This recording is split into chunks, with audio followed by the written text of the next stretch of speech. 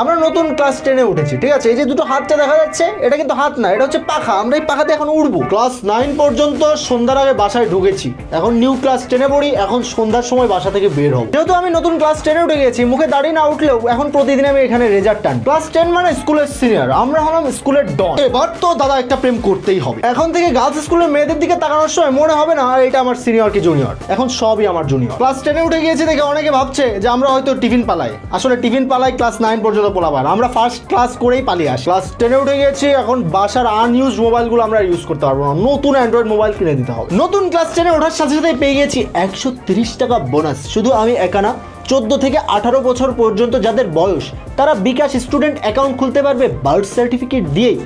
আর অ্যাকাউন্টটা খোলার সাথে সাথে পেয়ে যাবে 130 টাকা বোনাস।